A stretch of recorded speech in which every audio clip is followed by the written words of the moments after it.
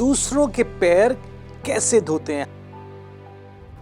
राजा ने बोला कि मैं तुमसे सच कहता हूं, अगर तुम इन छोटों में से छोटों के लिए कुछ भी करते हो तो ऐसा समझो कि वो तुम मेरे लिए कर रहे हो। मत्ती 25:40।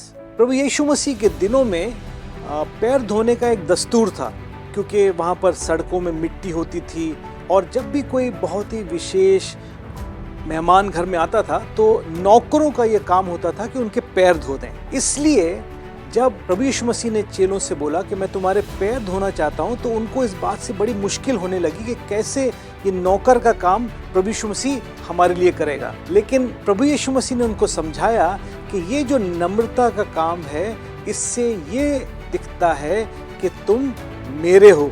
बहुत से कल्चर्स में, संस्कृतियों में आज पैर धोने का रिवाज तो नहीं है, लेकिन हमें बहुत से मौके ऐसे मिलते हैं जहाँ पर हम एक दूसरे की सेवा कर सकते हैं और नम्रता के द्वारा सेवा कर सकते हैं। अगर आज के संदर्भ में हम पैर धोने को देखें तो हम कह सकते हैं कि कोई बीमार पड़ा हुआ है उसकी सफाई कर देना, कोई थक गया है उसके खाना बनाने में मदद कर देना, कोई बूढ़ा है, कोई आपका रिश्तेदार है, उनको जाके खरीद फरोख्त में मदद कर दिया। ये सारे काम नम्रता की सेवा है। प्रभु यीशु मसीह ने बोला कि मैंने तुम्हारे लिए एक उदाहरण रख दिया है ताकि तुम भी वैसे ही करो जैसा मैंने किया है। लेकिन जब हम ऐसी सेवा करते हैं तो बहुत ज़रूरी है कि हमारी उस सेवा के पीछे प्रेरणा क्या है।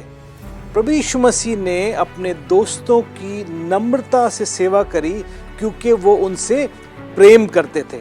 इसलिए नहीं कि सेवा करने से लोग उनको अच्छा समझने लगेंगे या सेवा करने के द्वारा उनको खुद बहुत अच्छा लगने लगेगा। हम जानते हैं आज बहुत से ऐसे लोग भी हैं, वो सेवा करते हैं क्योंकि वो बोलते हैं हमको अच्छा लग रहा है, लेकिन सेवा के पीछे प्रेरणा प्रेम होता है। ये जो सेवा करना है ये कोई एक बार का काम नहीं है। सेवा करना तो हमारे जीवन जीने का तरीका बन जाता है। और ये जीवन जीने का तरीका कैसे बनता है? जब हम छोटे छोटे बातों में सेवा करते जाते हैं, वो आदत बन जाती है।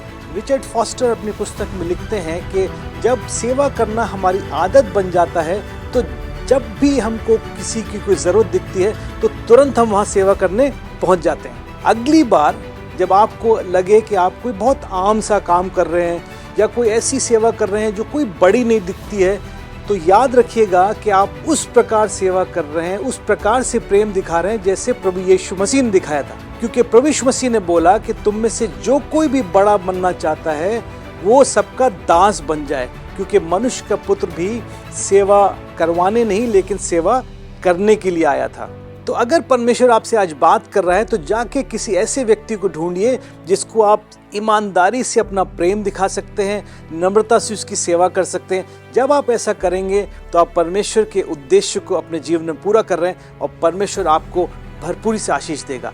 परमेश्वर आपको आशीष दे।